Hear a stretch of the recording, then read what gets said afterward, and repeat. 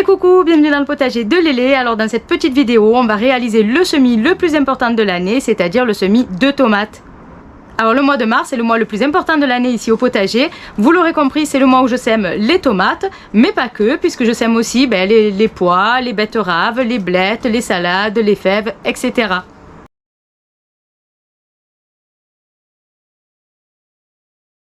Nous sommes tous d'accord pour dire que le goût d'une tomate cultivée par les bons soins du jardinier est immensément différent de celui du fruit acheté dans le commerce. C'est d'ailleurs valable pour tous les légumes du potager. C'est la raison d'ailleurs qui fait que nous sommes tentés d'en cultiver beaucoup, d'autant plus qu'il y a des centaines de variétés à découvrir. Tenez, rien que cette saison, moi j'en suis à 20 ou 25 variétés différentes semées. Je vous laisse d'ailleurs aller découvrir ma petite vidéo sur les différentes variétés de tomates que je cultive moi ici au potager.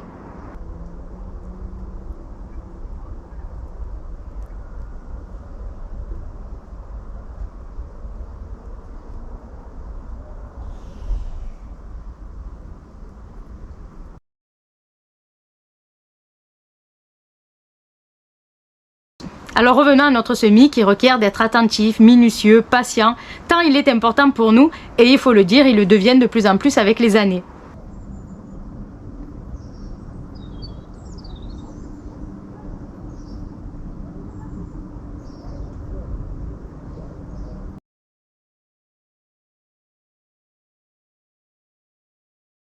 Alors après que tout le monde ait choisi les variétés qui lui conviennent le mieux, pour son climat, son jardin et le jardinier, tenez, grâce à vous, moi j'ai pu rajouter quelques variétés comme la San Marzano, la Black Cherry et quelques autres. Enfin, il y en a pour tous les goûts et tous les plats.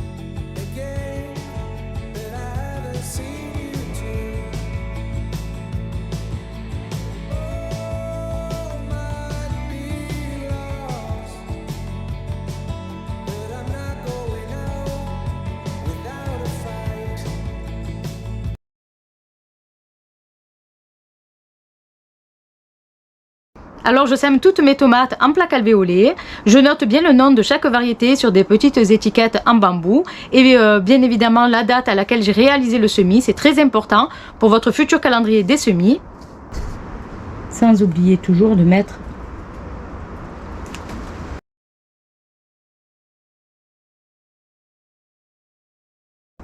Ensuite, je vais remplir mes plaques alvéolées avec du terreau, une légère pression pour tasser. Pour le terreau, à chacun son choix. Pour moi, ce sera tout simplement du terreau universel.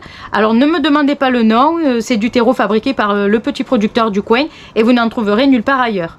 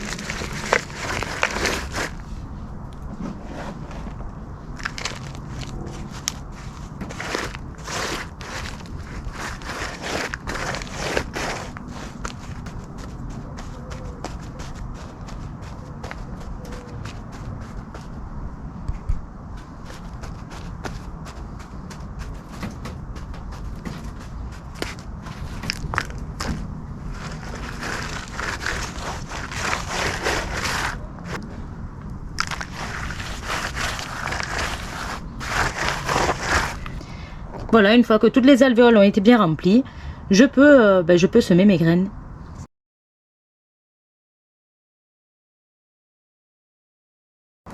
Alors pour ne pas me mélanger, je commence toujours par mettre toutes mes petites étiquettes et seulement ensuite je viens semer.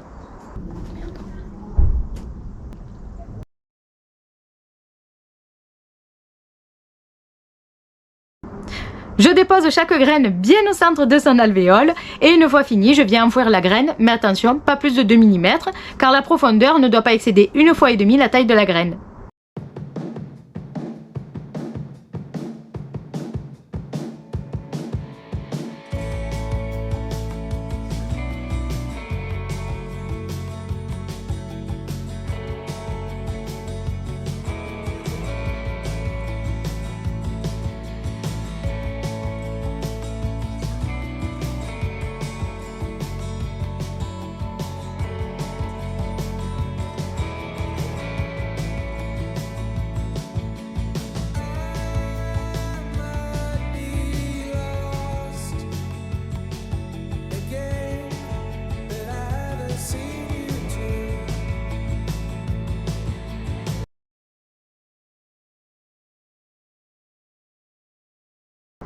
Puis je viens arroser. Alors pour le premier arrosage, vous pouvez avoir la main lourde. Puis d'ailleurs, il faut avoir la main lourde, il faut que les graines soient bien imbibées. Et par la suite, pour l'entretien, il faudra uniquement garder le terreau humide, pas détrempé, humide.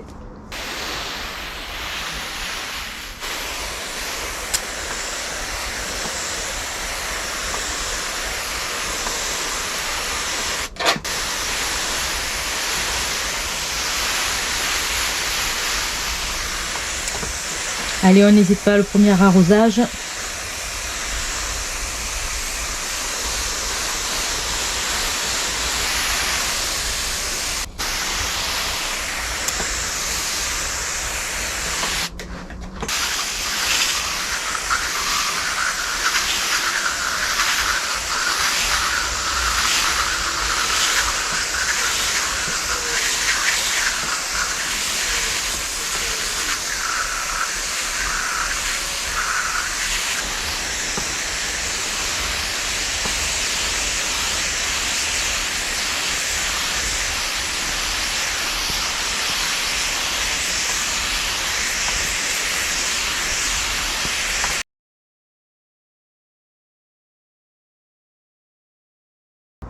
Ensuite, entreposons nos graines à l'intérieur à une température idéalement comprise entre 20 et 25 degrés. C'est à cette condition seulement qu'elles germeront en 5 jours. Attention, à une température trop basse, inférieure à 16 degrés, les graines auront un risque de pourrir. Alors il y a un petit bug sur la barre du milieu, mais c'est bien 33,6 degrés dans la serre. Donc depuis une semaine, je laisse tous les plants en serre, que ce soit les plants de poivrons, de piment, de tomates.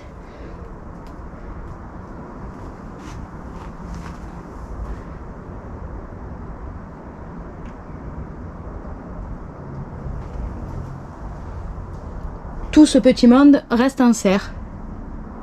Alors bien évidemment c'est une serre non chauffée. J'ai 34 degrés mais c'est uniquement grâce au soleil. Et comme je suis dans le sud, la nuit les températures ne descendent pas en dessous de 5-6 degrés.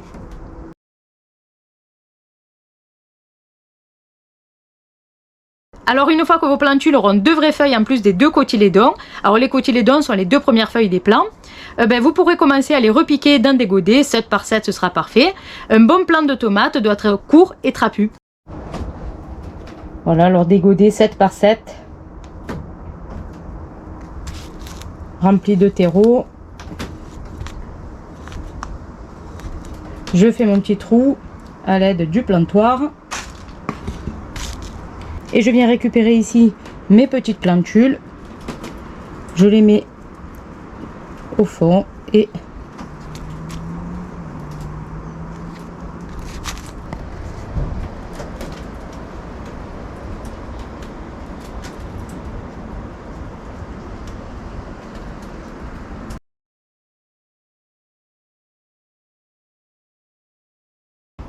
alors au moment du repiquage, hop, enterrez le plant. Alors moi ici ça fait quelques jours qu'il a été repiqué, donc il a déjà repoussé.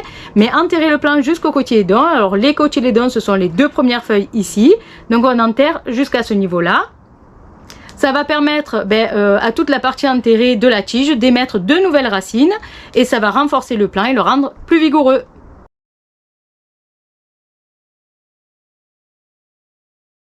Alors au moment du repiquage, je ne garde jamais le terreau dans lequel la graine a germé. Je repars sur un terreau tout neuf. Par contre, au moment de la plantation, je mettrai toute la motte dans le trou.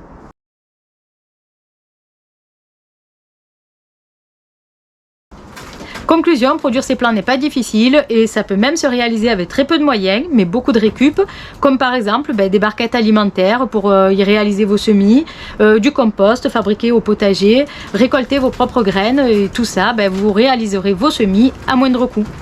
La tomate est cultivée dans le monde entier et elle joue un rôle essentiel dans la cuisine d'aujourd'hui, alors n'hésitez plus. Et on arrive à la fin de cette petite vidéo, j'espère que ça vous aura plu. N'oubliez pas, abonnez-vous, likez, ça fait toujours plaisir. Et puis bon potager à tous, bye bye.